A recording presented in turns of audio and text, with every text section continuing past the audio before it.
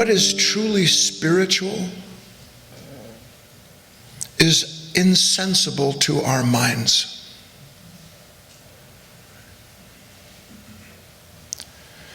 And because what is truly spiritual is insensible to our minds, meaning that our minds make a muck of things. How many of you have a mind that makes a muck of things? Forget the spiritual stuff, just makes a muck everywhere it goes.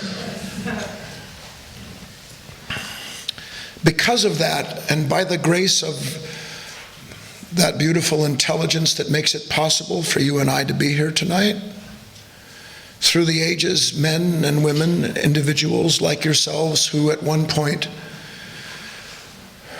realized that the world in and of itself was not enough. They went through what you and I are invited to go through and became instruments of a certain order. And in doing so, we're able to bring into this insensible world and this mind of ours that is responsible for it, ways in which to convey beautiful, beautiful higher ideas, new knowledge. But the way in which these ideas are sown into this world so that they can get by this very clever mind of ours with all of its conditioning is through parables, stories. Because as a rule, when you listen to a story, you're not quite as guarded as when you're just listening to somebody trying to convince you of something. And so I have a few stories to tell you tonight to bring about in you, I hope, a very special idea, one that is crucial this time of the year in particular, but in truth is never not far from your heart, and in truth the wish that your heart carries with it even before you were born. So let me tell you the first story, and you can always take a deep breath when I get ready to tell a story, because it means I'm not going to come out of my chair as a rule. Once upon a time, there was a little baby chick. That's not too threatening, is it? Nobody nervous yet? And this little baby chick had just hatched from its shell. And it was standing there by its shell, and you know how kind of wet, this little tiny thing, you know, wings like that. And it's kind of looking around when a grumpy old goat, how many of you relate to that part? When a grumpy old goat walked up to it and went, bah, like that. And the little chick was kind of startled by it, and it looked up at the goat. What's wrong? The little goat said to him, look, why on earth would you ever want to leave the shelter provided for you that you were living there in that little shell? I mean, just look around this place. And he uses his horns to point around the barnyard because he can't pick up his foot. He said, this isn't exactly the friendliest place. And the little chick says, well, yeah, I know. She says, actually, I know I was quite safe and I was quite warm inside of my little shell. But to tell you the truth, while I was in there the whole time, I couldn't shake the feeling that I was missing out on something really important. And I knew I had to break out.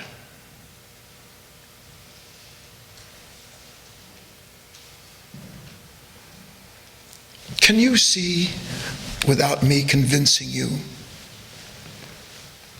that you know you're on this earth for a very important reason? How many of you know? I mean, look, I know it's been crushed. This world is a master crusher.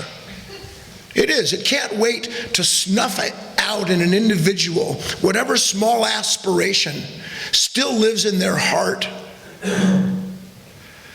But if it hasn't been crushed, don't you know without thinking about it that even though nobody knows it and not even yourself knows it, something lives inside of you that is not intended to be kept inside of this little shell so that you're always walking around on eggshells, to excuse the expression. How many of you know in your heart of hearts that you're here for some important reason? Let me see hands. It doesn't hurt you. It helps some of you breathe, actually. You know it. But friends and family, even though they may love you, because they have agreed somehow or other to live underneath the onus of this world that says to be a successful human being is to be this, to do that, and have these things. And if you're not that, then you don't know what it means to be a successful human being. And I'm here to tell you this evening and every time that I speak what the real nature of success is for a human being. And it has nothing whatsoever to do with living up to what others say you should be, and doing what others say you ought to do, and having the things that your friends and family measure you by. And then, of course, accordingly, we struggle to try to live up to those estimations. Even when we manage to do so, our hearts remain empty, and they still judge us with a fair accord, do they not?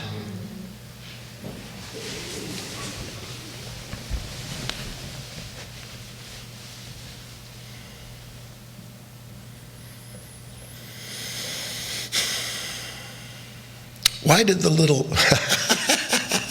sorry, I said, why did the chicken cross the road?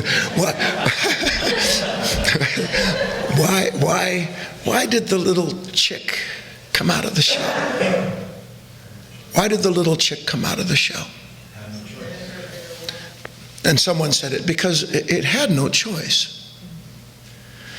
Meaning that it couldn't stay in the shell and fulfill its purpose that nature had given it before it was even a chick.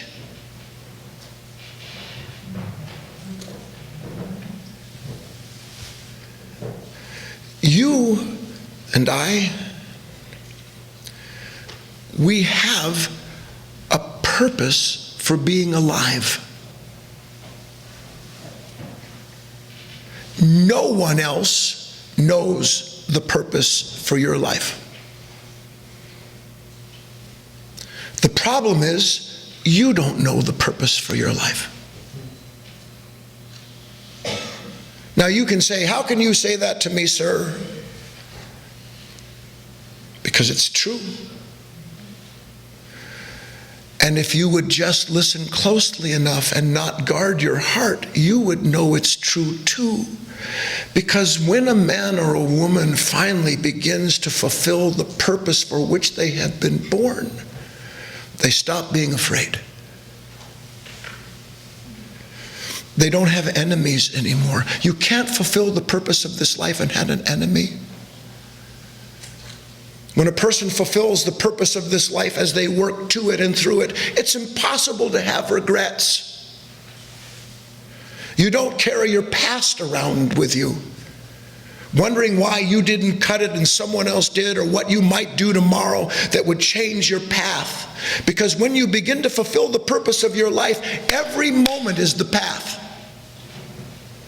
Every heartbeat is the fulfillment of a possibility that lays latent inside of every last one of us, no exceptions. Just as surely as that little chick inside of that egg knew, without knowing it, thinking it, knew that if it was going to be what it was intended to be, it would have to start by breaking outside of this guardian, warm, comfortable shelter. Now, of course, I'm anthropomorphizing the chick's life, but I'm doing so that you and I can begin to understand that there are moments in our lives, without question, where, for one reason or another, we can sense or otherwise feel something trying to protect us, something trying to enclose us, something saying, don't do that, don't try this, don't go there, don't dare speak up, hide out, take the easy road, live in dreams. It's a lot easier than meeting life. And in those moments, and every last one of them, because they almost never stop, because in a certain manner of speaking as human beings, we live in a kind of consistent egg. I bet you no one ever told you you're a living egg. Aren't you? I'll change the metaphor. You're a living seed. And that seed that you are as a human being, and the seed that lives inside of you, that is intended to die in the ground so that something can be born from it, that seed is intended to flower. And it is the flowering of that seed that tells a human being as it's doing it that this is why I'm here. This is what I'm here for. Not to be someone who goes through life and in one way or another figures out how to get things and to be something in the eyes of others, but rather to fulfill a completely different purpose, which, if I could, and if I can again invite you into this, how many of you know that lasting contentment is a pretty hard egg to crack? It is, isn't it?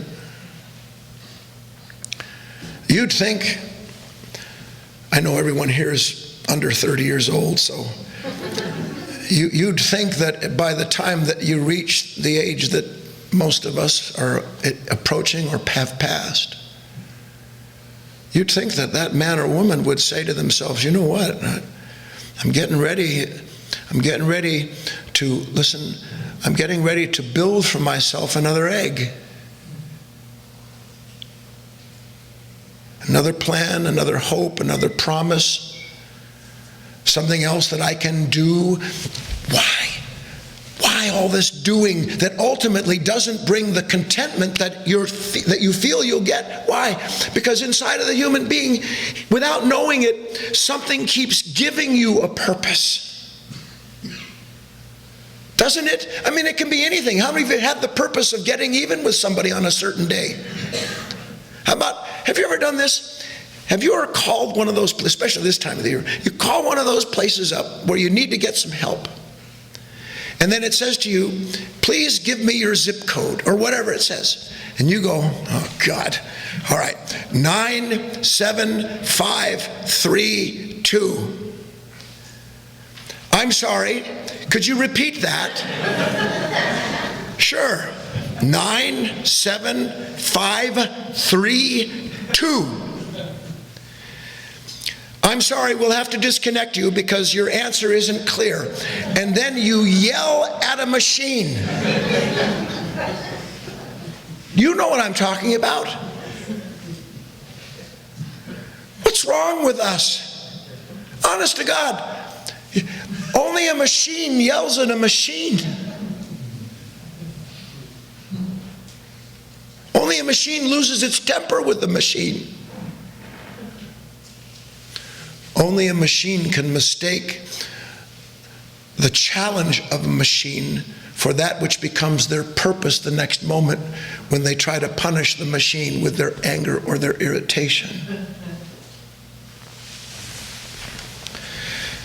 Every human being, just like every one of nature's creatures,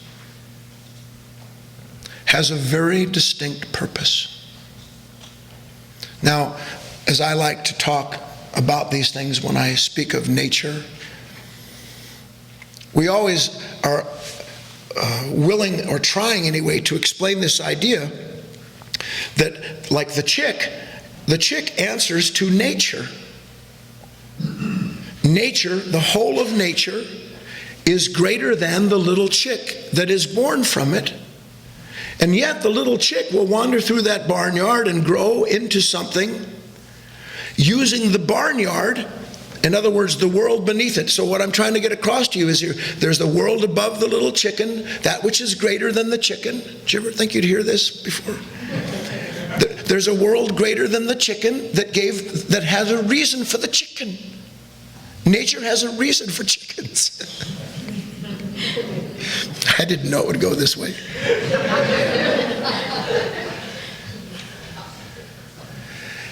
And the world that lives above the little chicken, that gives birth to it, that supplies it with everything it does, allows that chicken to use the world beneath it, that it is part of.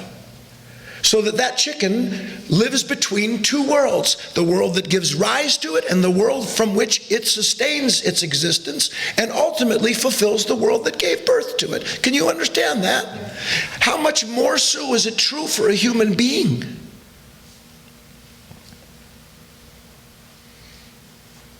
That there is, in fact, a world that we live in which we go about our day-to-day business, a scientist, an artist, a mathematician, whoever or whatever that individual pursues in this world, through it, they discover things about themselves. That's the purpose of the pursuits that we have in life, is through relationships, we have ourselves revealed to us.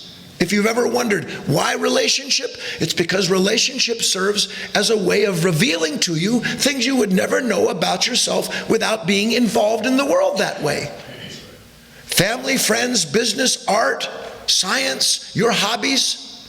The draw is that as you go into these things introduce to you the qualities that you know are in you, but you don't know how to get to. And so the world gradually, as you go into this world, the world begins to introduce you to these marvelous gifts, these possibilities that are latent presently, until something that you're doing in the world awakens it, and then you go, this is fantastic. I didn't know that I could dance. I didn't know that math wasn't just numbers, but that there was some beautiful principles behind it. I didn't know that drawing would introduce me to the way light interacts with things so that I'd become a student of light. You fill in the blanks for yourself. And what you see is that as a person goes into this world, now listen please, guided, if you will, by their family, friends, environment, and culture, their society, into trying to extract from the world beneath them that which will fulfill their purpose, there is a point to that. But the point isn't to continue to go through this, try to get that, prove yourself, acquire this, and then have to go through the same loop over and over and over again. The point is, and it's a hidden one, is that when you do the things in this world that you love, dancing, singing, science, math, law, whatever it is that you're drawn to, nature, that you are introduced through that thing that you love to the fact that what you love was already inside of you. And it was waiting to be introduced to you through what you were doing. How many can this make sense to you? See, we got past the chicken thing. Because it's very beautiful. Why is it beautiful? Because it means that your purpose and the power to achieve it, to understand it, already lives inside of you. It isn't something that your mind makes up. And it certainly isn't something that our society can dictate and somehow or other determine for you, as it does when we pursue the things we do that we think make us valuable. So we have a completely different relationship when we begin to understand that the things that I'm drawn to because those things already live inside of me. I'm just not awake to them yet. They haven't flowered yet. I haven't become conscious yet of this capacity. Have you ever marveled in a period of great difficulty? If you persist through the difficulty, how it is that something already lives inside of you that not only takes you through that, but on the other side shows you that that was already there. Anybody who's been through a crisis, the miracle of the crisis is the realization that the strength you didn't think you had was there. All you had to do was agree to stay there long enough to have it introduced to you.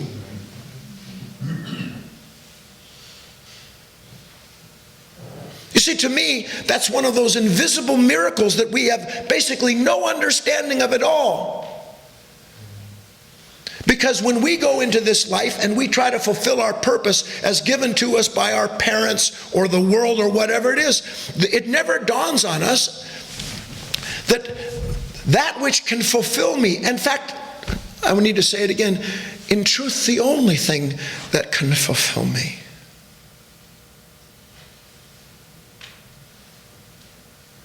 is for me to begin to understand what the nature is of this existence that I have. And as I start to realize, albeit slowly, that the world that I go out into and the things that I do, it never stops revealing me to me.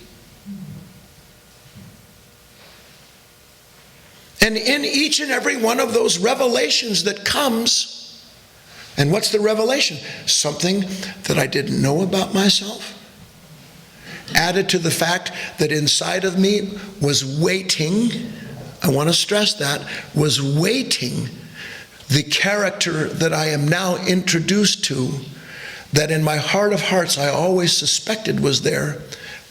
How about just the capacity for sacrifice? The capacity to give up one's selfishness. Who would dream that it's possible that something could be stirred, that something could flower inside of the human heart, and in doing so would by its very existence negate everything inside of that man or woman's mind that says me first, and it says no, not you first. Something better, something higher, something truer first. And you know that it's not you that's creating this impetus because you're in there arguing with it. You're in there protesting, wondering what will happen to you if you should actually get out of that egg. So what we are working towards, before I tell you the next story, is that all of these things that we go through in our lives that we don't understand the purpose of yet are actually there to introduce us to the purpose of our own lives. Because what we discover is that when we do the things that we love, for instance, which we'll work with right now, when we go do the things we want, we're not doing that to make something of ourselves. See, the world says, make something of yourselves. That's what the world says. That's all we've ever known. Make something of yourself. God says, truth says, let me make something of you. What a difference. Love says, I can make something out of you that is the only thing that will answer what your heart of heart wants. And the evidence of its existence that precedes our actions, and that in the end is the fulfillment of our possibilities, it's there. We just don't see it. And because we don't see it, we don't understand the true nature of faith. Faith isn't a belief.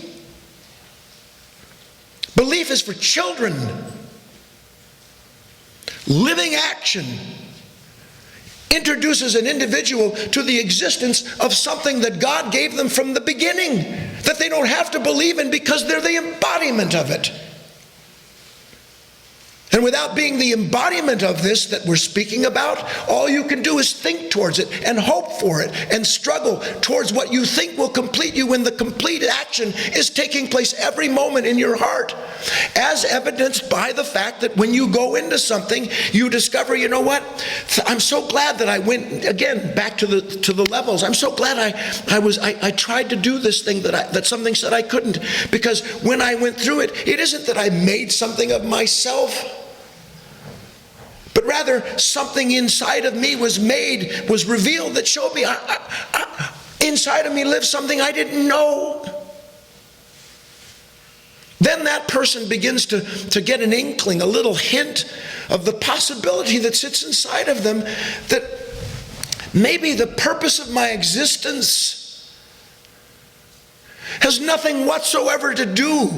Although this is what's difficult about these kind of talks. Of course it has something to do with going to work and having a family and trying to be the most excellent person you can. Of course it does, because it's through that you're introduced to the things that draw you to that action to begin with.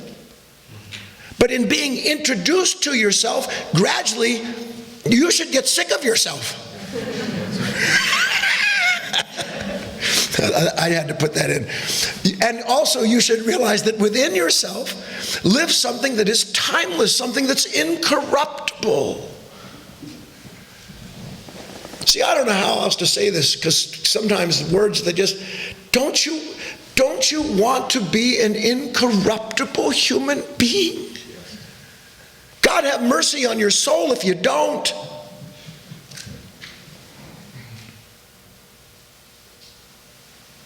Don't you want to be the kind of man or woman that can't hurt yourself or anyone else? I know that you do. That's the latent promise that sits inside of this love that gives birth to a human being. But when we're not aware of this broader world that has sown this into us, instead we go out, sow what we think we have to get something from, and then take the results as the fulfillment of ourselves. And they can't be.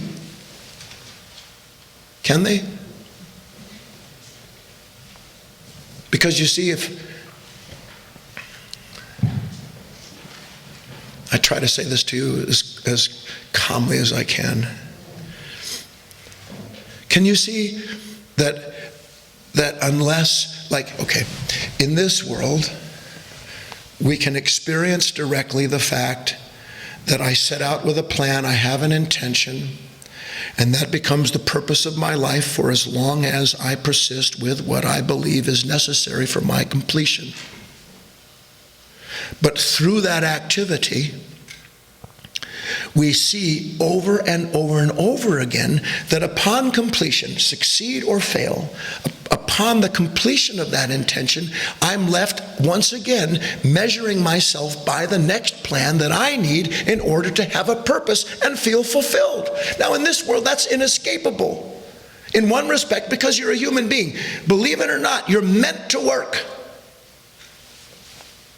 We're meant to work. But work not so that we can acquire things, but work so that things can be revealed to us about ourselves. And there's quite a difference, because then one's aim isn't to achieve in order to be something special. The intention is to become someone awake enough to have everything revealed that is special about that nature inside of you.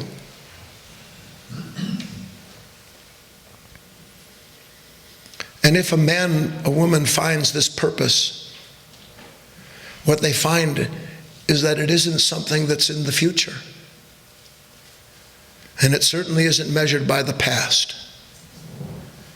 The purpose is inherent in the living presence of this intelligence that you are already a part of.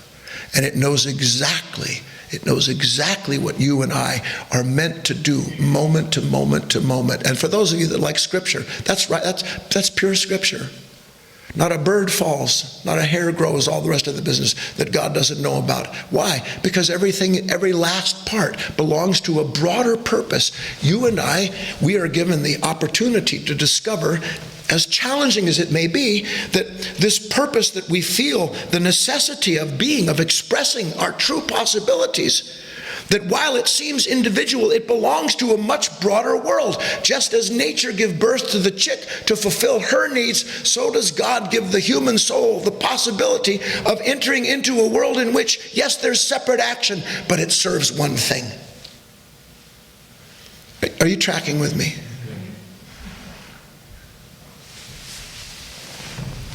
So to summarize that before I tell you the story, the task in this life is not to make something of ourselves, although it is inherent in the process of discovering ourselves. We almost can't help it. We set out to do the things that we do because they provide for us a certain sense of self. If we succeed, we feel good about ourselves. If we fail, we feel bad about ourselves. And then we just start it all over again. The task isn't to make something of ourselves, but to let this divine life, this compassionate, loving intelligence, call it what you will, to let it use our life to make something of us that serves its purpose. See how it's so different? Everything we do is, in quotes, to serve the purpose that's been given us by our mind, by this world, that we say, well, that's what I need to do to be whole. But we don't wind up whole. We wind up in a hole. All right. Second story, take a deep breath, please.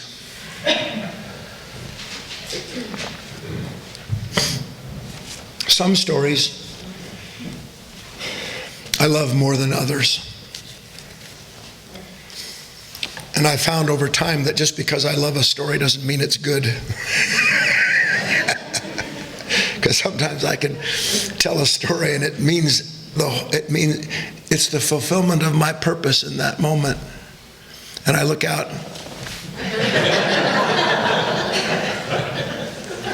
And somehow I've missed the mark. Which, by the way, is actually a necessity in one respect. But this particular story, when I get to the end of it, I will help explain it to you if it's not already there. Once upon a time, take a deep breath, in a distant kingdom, the good king that lived there, every 12 years or so, would call all of the gardeners that lived in the kingdom. And he would bring them into a large hall and he would say, I've called you here because I have a special task for you. And the task, the king would say, is that I'm hoping that one of you will be able to grow the perfect rose. And whoever amongst you can grow the perfect rose to that man or to that woman, I will award a title of nobility, and that individual will receive great wealth as a result of their work to grow a perfect rose. Now, I don't know whether we're on the same page yet, but just let me bring you into the story, because every story that I tell, every story that was ever told of an authentic, true nature is one that introduces you to all of the various characters, all of the possibilities that already live inside of you.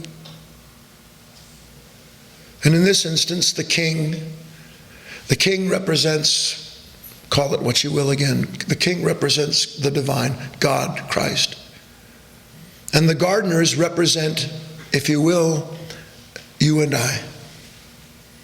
Something that's latent in our soul, a possibility, which is why in the story, who can grow the perfect rose will receive title and wealth, meaning that the man or woman who is able to, what does it mean, grow the perfect rose? The man or woman who is able to become the living evidence of this potential flowering, that human being will be given a measure of the kingdom, call it what you will. And so a host of gardeners, male and female alike, said, I'm in. Let me go for it. And over the next 9 months, and who can guess why I picked the figure 9 months? Who can guess why I picked the figure? Jeez, holy mother, if we're not getting that, I should hang up the hat here. The period of gestation, the time when a seed turns into something that is not the same as the seed, but is the flowering of the seed. The child is the flower of the seed. The adult that grows up to be a human being who is capable of true love becomes the flower of the child. And believe it or not, the man or woman who leaves this earth, having fulfilled their purpose, is the flower of the man or woman. And it never stops. And it never stops. So came a time when, after 9 months, one particular gardener was very, very near success. I mean, very near success. And he knew it. He knew that there had been enough sacrifice, that enough things had gone on. He was very near this perfect rose. But what happened was the king then came to him and said, I am sorry, sir. And the gardener said, well, why are you sorry? I'm sorry, sir, because I have to pull the support that I've been giving you. I can't give you what you need to continue your gardening, your rose cultivation, all the things that you need. I can't continue to do that and to take care of what I must in the kingdom right now, because there are a number of things going on that demand the resources. So I can't give you the title, I can't give you the wealth that I promised for growing the perfect rose. And the king looked at the gardener, and the gardener said, Is that it? And the king said, yes. And the gardener said, well, let me have the contract that we agreed to. And the king pulled out of his pocket, because it's a short story, the contract. And the gardener starts tearing up the contract, ripping it up, saying, forget that. It's not that important. Besides which, he says to the king, it's not what I wanted in the first place. And the king says to him, what do you mean?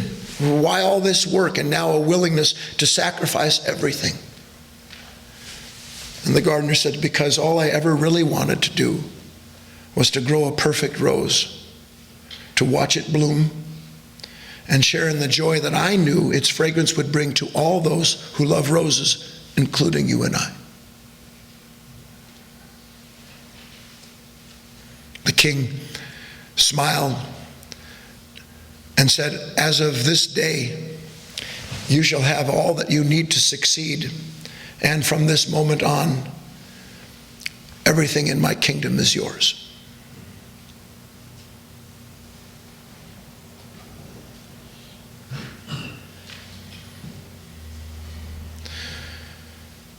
How does a man or a woman, particularly because we have all been down a pretty long road, how does a man or a woman make sense of a story like that? This will be a little surprise to some of you, but I tell you, it is something that more or less became viral, whether you know it or not, because of the rightness in it. How many of you were able to hear or in any other way learn something of the I don't know, what do they call it? What is it called when someone speaks to a college? A commencement. How many of you heard something of Steve Jobs' commencement speech? Yes. Just out of curiosity.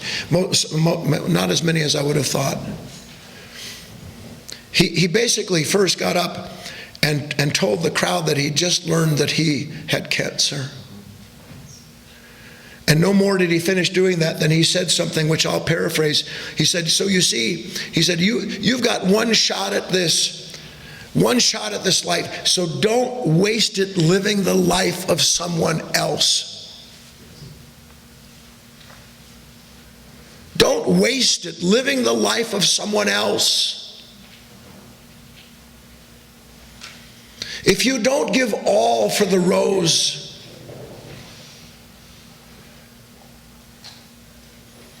if the flowering of your possibilities, regardless of how much seems to stand in the way, that's another thing.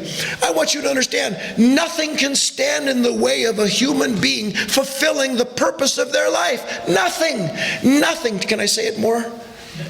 Nothing. No, I mean it. Nothing. Because for the human being who has understood the purpose of their existence, even that which seems to say, no, you can't, you won't, you'll never, even those moments are revelation of something waiting inside of that human being to use that very condition to transcend themselves and everything else.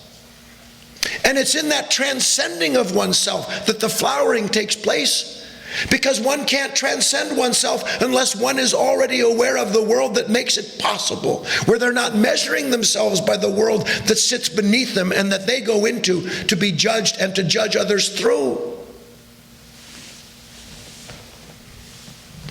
Don't make the mistake of living the life of someone else. See,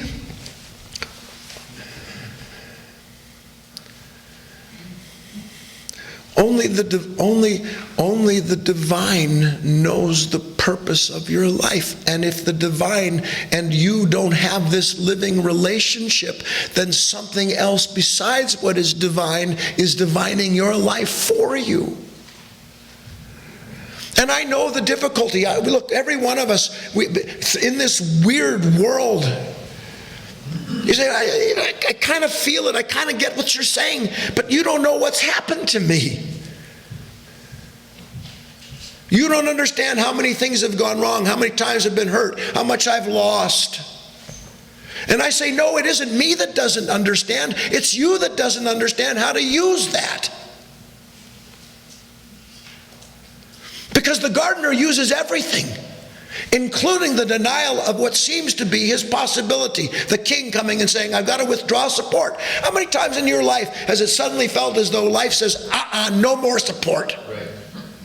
You're out of here. No rose, no garden, go.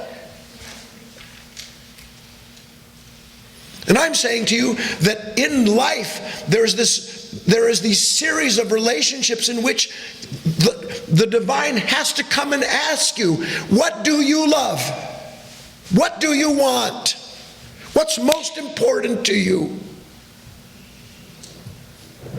But we mistake the divine asking us what's most important for the world saying, no, you can't have what you think fulfills your purpose. And then the bitterness starts and the control issues begin. And the regrets and the resentments rule the heart. It's possible, and I'll end the talk here. It is possible for you and I to begin to, first of all, and it really starts with this, to sow on a daily basis, not just the wish to know one's purpose moment to moment, because I want to add this to you. I want to throw this in. See, for us, we get a purpose, and then we spend the next 5 years going in and out of it. Yes, you know what I mean? You know, you get this purpose, you get this idea, and then you're gone on it. For most of us, that's what takes place. You and I are intended to know our purpose and its fulfillment every heartbeat. And the only way we can know our purpose and its fulfillment every heartbeat is when our hearts and minds are more interested in being under the umbrella of this presence than we are trying to prove to ourselves through our own pursuits that somehow or other we know the purpose of our life. And that's a living relationship. It's a living relationship.